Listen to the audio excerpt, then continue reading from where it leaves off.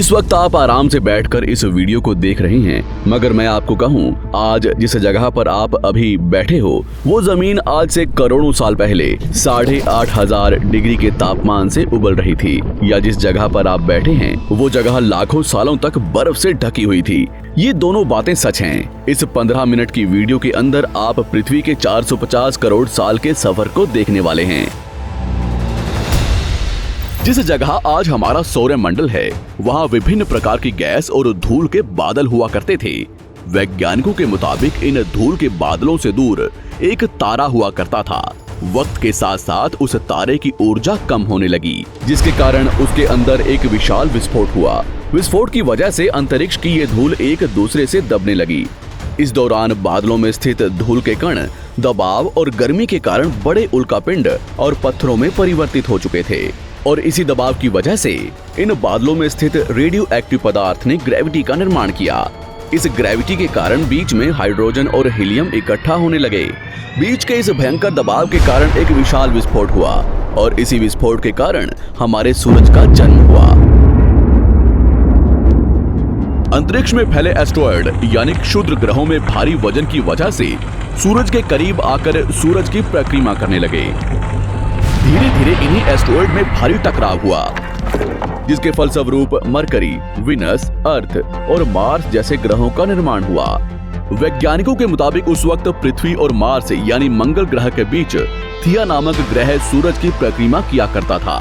पृथ्वी पर ग्रेविटी होने की वजह से सूरज की परिक्रमा करने वाले एस्टेरॉयड अब पृथ्वी की परिक्रमा करने लगे, और धीरे धीरे करोड़ों सालों तक ये पृथ्वी पर गिरते रहे। और ऐसी घटना हमारे पड़ोसी ग्रह थिया पर भी हो रही थी, जिसके कारण थिया पृथ्वी के और करीब आने लगा और आकर पृथ्वी से टकराया। इस भयंकर टकराव की वजह से पृथ्वी के हिस्से कणों के रूप में अंतरिक्ष में फैल गए और एक रिंग्स की तरह पृथ्वी की परिक्रमा करने लगे। इन्हीं परिक्रमा करते हुए कणों में टकराव होने लगा, जिसके कारण हमारे चांद का निर्माण हुआ। उस वक्त पृथ्वी पर सिर्फ एक ही समुद्र हुआ करता था, और वो था 1900 डिग्री सेल्सियस की तापमान पर उबलते हुए लावे का। उबल रही थी वो सारी चीजें जिसे आज आप अलग अलग नाम से जानते हैं। वक्त के साथ साथ पृथ्वी धीरे धीरे ठंडी हो रही थी, जिसके कारण पृथ्वी के भारी तत्व जैसे धातु और रेडियो एक्टिव पदार्थ पृथ्वी के केंद्र में जाकर इकट्ठा हो गए, और हल्के पदार्थ पृथ्वी की सतह पर आ गए। लाखों सालों तक पृथ्वी पर उल्कापिंडों की बरसात हुई, और इन गिरते हुए उल्कापिंडों में जमा था नमक, मिनरल्स और पानी। करोड़ों सालों तक इन उल्कापिंडों की बरसात होती रही, और धीरे धीरे पृथ्वी की ऊपरी सतह पानी से ढकने लगी। वैज्ञानिकों के मुताबिक यही वो वक्त था जब दूर गहरे पानी के अंदर निकलते ज्वालामुखियों से पहली बार सूक्ष्म जीवों का निर्माण हुआ। लाखों सालों बाद एक वक्त ऐसा आया जब पृथ्वी की पूरी सतह पानी से ढक चुकी थी। हमारी पृथ्वी के सबसे अंदर का कोर रेडियो एक्टिव पदार्थ से बने होने की वजह से हरदम गर्म होता रहता है, लेकिन जब भी पृथ्वी की ऊपरी जमीन ठंडी हो जाती है, तब पृथ्वी के अंदर की गर्मी बाहर नहीं निकल पाती, जिसके कारण ज्वालामुखियों का निर्माण होता है। और उस वक्त कुछ ऐसा ही हुआ। पानी से ढकी हुई पृथ्वी पर हजारों की तादाद में ज्वालामुखी निकलने लगे, और आने वाले लाखों सालों तक इन ज्वालामुखियों का निकलना जारी रहा, जिससे पानी के ऊपर जमीन का निर्माण हो रहा था। इस वक्त भी पृथ्वी पर वातावरण ना होने की वजह से अंतरिक्ष से उल्कापिंडों की बरसात हो रही थी। आज से लगभग 300 करोड़ साल पहले पृथ्वी पर ऐसा वक्त आया जब पृथ्वी का वातावरण लगभग स्थिर होने लगा था। ज्वालामुखी निकलने धीरे हो गए थे, और पृथ्वी का एक दिन 12 घंटे का हुआ करता था। साल बीतते गए, और धीरे धीरे ये सूक्ष्म जीव विकसित होते गए और समूह में रहने लगे। आज से लगभग 250 करोड़ साल पहले पहली बार पृथ्वी पर ऐसे जीवों का निर्माण हुआ जो जीने के लिए ये पानी के अंदर के मिनरल्स यानी खनिज पदार्थ और धूप का इस्तेमाल करते थे, और मल त्याग के रूप में ऑक्सीजन बाहर निकालते थे। इस वक्त तक पृथ्वी पर ज्यादातर ज्वालामुखी निकलने बंद हो चुके थे, और इन माइक्रोबैक्टीरियाज की वजह से वातावरण में ऑक्सीजन की मात्रा बढ़ रही थी। वातावरण में ऑक्सीजन बढ़ने की वजह से पृथ्वी का वायुमंडल बनना शुरू हुआ, और आने वाले हजारों सालों तक वातावरण में ऑक्सीजन की मात्रा बढ़ती रही। जिसकी वजह से पृथ्वी के ज्यादातर हिस्सों में ये सूक्ष्म जीव फैल गए। हजारों सालों बाद एक वक्त ऐसा आया जब पृथ्वी में ज्यादा ऑक्सीजन बढ़ने के कारण ये सूक्ष्म जीव मरने शुरू हो गए। उस वक्त तक पृथ्वी का वातावरण ठंडा होने के साथ साथ ऑक्सीजन से भी भर चुका था, जिसके कारण जमीन और वातावरण में स्थित आयरन यानी लोहे के मिनरल्स पानी में स्थित ऑक्सीजन से रिएक्ट होने लगे। और एक वक्त ऐसा आया जब पृथ्वी की जमीन आज के मार्स के जैसे लाल हो चुकी थी। वक्त बीतने के साथ साथ धरती की टेक्टोनिक प्लेट्स में दरार होने लगी, जिसके कारण पृथ्वी के अंदर का लावा जमीन की तरह कई लाखों सालों तक खुला उबलता रहा। और यही वो कारण था जिसके कारण पृथ्वी के वातावरण में कार्बन डाइऑक्साइड की मात्रा बहुत बढ़ गई और पृथ्वी पर एसिड की वर्षा शुरू हो गई। एसिड रेन की वजह से पृथ्वी का तापमान घटने लगा और तापमान इतना घटा कि पृथ्वी के ऊपर स्थित पानी बर्फ में परिवर्तित होने लगा। पृथ्वी पर पहली बार भयंकर आइस एज आया। इस वक्त पूरी पृथ्वी सफेद बर्फ से ढक चुकी थी। आमतौर पर जब धरती पर सूरज की किरणें गिरती हैं, तब जमीन उन किरणों को सोख लेती है, मगर क्योंकि पूरी पृथ्वी बर्फ से ढक चुकी थी और क्योंकि बर्फ सफेद और चमकीली होती है, जिसके कारण सूरज की किरणें धरती पर गिरने के बाद वापस चली जाती थी।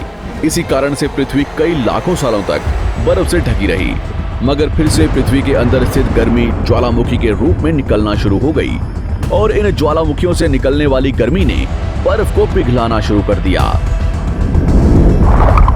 इसी बीच पृथ्वी की गहराई में बचे कुछ सूक्ष्म जीव धीरे धीरे बदल रहे थे और अब वो ऑक्सीजन को अपने शरीर को बड़ा और जटिल बनाने के लिए इस्तेमाल करने लगे थे। इस बीच पानी में अलग से भी छोटे समुद्री पौधे निकलने शुरू हो चुके थे। बाहर जैसे जैसे ज्वालामुखी निकल रहे थे, वैसे वैसे वातावरण कार्बन डाइऑक्साइड की वजह से गर्म हो रहा था। वक्त के साथ साथ बर्फ तो पिघलने लगी, मगर धरती पर फिर से एसिड की वर्षा शुरू हो गई, जिसके कारण फिर पृथ्वी ठंडी होने लगी और फिर पृथ्वी की ज्यादातर सतह बर्फ से ढक गई। ऐसा बार बार कई हजारों सालों तक होता रहा और इसी कारण से अब समुद्री जीव धीरे धीरे वातावरण के हिसाब से विकसित हो रहे थे। इस बीच कई सारे जीव और समुद्री जंगल्स विलुप्त हो गए, मगर जो बच गए वो धीरे धीरे पृथ्वी के बदलते तापमान के हिसाब से ढलते गए और अब हजारों सालों बाद समुद्री पेड़ बर्फ की वजह से पूरी तरह से मरते या सूखते नहीं थे। अब सूक्ष्म जीव समुद्री जीव बन चुके थे। जब फिर से ज्वालामुखियों ने पृथ्वी की बर्फ को पिघलाना शुरू किया, तब ये समुद्री पेड़ जल्दी विकसित होकर फैल गए। धीरे धीरे वातावरण में ऑक्सीजन की मात्रा बढ़ने लगी और पृथ्वी पर होने वाली एसिड की वर्षा कम होने लगी। वातावरण में ऑक्सीजन आने की वजह से पृथ्वी की ओजोन लेयर्स मोटी होने लगी और आज से लगभग 47 करोड़ साल पहले पृथ्वी की ऊपरी सतह पर पहली बार मोसोस नामक प्लांट उगना शुरू हुआ। वक्त के साथ साथ जमीन पर अलग अलग प्रकार के पौधे और पेड़ उगना शुरू हुए। एक वक्त ऐसा आया जब जमीन के पेड़ों की लंबाई लगभग 80 से 100 फीट जितनी या आज के 5 से 6 मंजिला बिल्डिंग जितनी ऊंची हो चुकी थी। ये वो वक्त था जब समुद्री जानवर समुद्र से बाहर निकल रहे थे और जमीनी जानवरों में परिवर्तित हो रहे थे। धरती की ज्यादातर जमीन एक जगह इकट्ठी हो चुकी थी, जिसे आज हम पैंजिया महाद्वीप के नाम से जानते हैं। पृथ्वी का वातावरण और तापमान लगभग स्थिर हो चुका था और अब करीब 21 से 23 घंटे का दिन हुआ करता था। अब समुद्री जीव पानी से बाहर रहने लगे थे और वातावरण के हिसाब से उनके शरीर का रंग रूप बदल रहा था। धीरे धीरे ये जमीनी जानवर डायनासोर्स में परिवर्तित हो गए। जिन डायनासोर्स ने पेड़ पौधे खाने शुरू कर दिए, उनका शरीर लंबा और विशाल रूप से विकसित होने लगा। कुछ डायनासोर्स शिकार किया करते थे, जिसके कारण वे छोटे और तेज होते चले गए।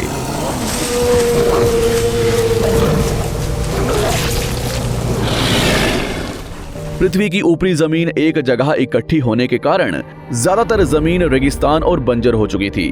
ज्यादातर जंगल समुद्र के करीब हुआ करते थे, जिसमें डायनासोर्स रहा करते थे। आज से लगभग 20 करोड़ साल पहले पैंजिया महाद्वीप टूटना शुरू हो गया। पैंजिया के विभाजित होने की वजह से पृथ्वी की ज्यादातर ऊपरी जमीन पानी के संपर्क में आने लगी, जिसके फलस्वरूप पृथ्वी पर हरियाली बढ़ती गई, जिस वजह से डायनासोर्स और ज्यादा विभिन्न और विशाल होते चले गए। डायनासोर्स ने आने वाले लगभग 20 से 30 करोड़ सालों तक पृथ्वी पर राज किया। उस वक्त डायनासोर्स समुद्र से लेकर जमीन और आसमान तक पूरी पृथ्वी पर राज किया करते थे। इस दौरान अफ्रीका से टूटा भारत सीधे आकर आज के तिब्बत से टकराया और इस टकराव की वजह से हिमालय का निर्माण हुआ। आज से लगभग 6.5 करोड़ साल पहले पृथ्वी की तरफ आज के माउंट एवरेस्ट से भी बड़ा लगभग 4.5 लाख करोड़ किलो जितना वजनिया उल्कापिंड लगभग 80,000 किलोमीटर प्रति घंटे की स्पीड से पृथ्वी की तरफ आ रहा था। पृथ्वी की सतह को छूते ही उसमें भयंकर आग लगी और वो जलते हुए सीधा पृथ्वी से टकराया। इस टकराव से निकलने वाली ऊर्जा आज के 10 करोड़ परमाणु बम एक साथ फटने के बराबर थी। जहां ये उल्कापिंड गिरा, वहां के जानवर और पेड़ तुरंत भाप बनकर जल गए। गिरते ही पृथ्वी पर पूरी तरह धूल फैलने लगी। समुद्र में भयंकर बाढ़ आने लगी। भूकंप और आग ने पृथ्वी को जलाना शुरू कर दिया। कुछ ही घंटों में पूरी पृथ्वी के वातावरण में हानिकारक गैस और धूल की वजह से पृथ्वी नर्क हो चुकी थी। डायनासोर्स घुटन, आग और भूखमरी से पूरी तरह विलुप्त हो गए। इस वक्त हमारे पूर्वज जमीन के अंदर रहा करते थे, जिसके कारण वो इस विशाल प्रलय से बच गए। पृथ्वी का वातावरण पूरी तरह से काला और अंधेरा हो चुका था, जिससे धूप भी जमीन तक नहीं पहुंच पा रही थी। पृथ्वी के पेड़ और ज्यादातर जानवर विलुप्त हो गए। वातावरण में धूल और हानिकारक गैस के कारण पृथ्वी पर फिर से एसिड की वर्षा शुरू हो गई और फिर पृथ्वी ठंडी होकर बर्फ से ढक गई। लेकिन इस बार पृथ्वी की बर्फ लाखों सालों तक नहीं जमी रही और 80 से 90 हजार साल बाद ये बर्फ पिघलनी शुरू हो गई। जैसे ही धरती पर वातावरण फिर से पहले जैसा होने लगा, वैसे ही ये छोटे जीव जमीन से बाहर आना शुरू हो गए। उस वक्त पृथ्वी की बर्फ पिघलनी शुरू ही हुई थी, जिसके कारण अफ्रीका में घने ठंडे जंगल हुआ करते थे और इसी बीच ये जमीनी जीव बंदरों में परिवर्तित हुए। मगर जैसे जैसे पृथ्वी गर्म होने लगी, वैसे वैसे अफ्रीका के ये जंगल सूखने लगे। जंगल की चीजें खाने वाले बंदरों को खाने की कमी होने लगी। खाने की तलाश में इन बंदरों ने अपने पैरों पर चलना शुरू कर दिया, जिससे उन्हें दूसरे जानवरों के शिकार करने में मदद मिलती थी। धीरे धीरे बंदर एप्स यानी वानर में परिवर्तित हुए। खाने की तलाश में ये एप्स पृथ्वी के दूसरे हिस्सों में फैलने लगे और धीरे धीरे उनके शरीर का रंग रूप वहां के मौसम के हिसाब से बदलता गया। वक्त के साथ साथ हम आदिवासी बने। हमने हथियारों से लेकर आग का आविष्कार किया। हम धीरे धीरे इंसान के रूप में विकसित हुए। हमने धर्म से लेकर परिवार, भाषा और संस्कृति का निर्माण किया और वक्त के साथ साथ हम विकसित होते चले गए और आज हम इस पृथ्वी की सबसे विकसित प्रजाति बन चुके हैं। पृथ्वी को आज के जैसे बनने में लगभग 450 करोड़ साल का वक्त लगा है और हमें एक छोटे जमीन में रहने वाले जानवर से इंसान बनने में कई लाखों सालों का। मगर हमने इन 100 सालों में जितना पृथ्वी को गंदा और तबाह किया है, उतना आज तक किसी भी प्रजाति ने नहीं किया होगा। हम फिर से धरती को गर्म कर रहे हैं और कार्बन डाइऑक्साइड की मात्रा बढ़ा रहे हैं। वैज्ञानिकों का मानना है कि पृथ्वी पर फिर से विशाल परिवर्तन होने वाला है। भविष्य में पृथ्वी कैसी होगी, जानेंगे हमारी अगली वीडियो में।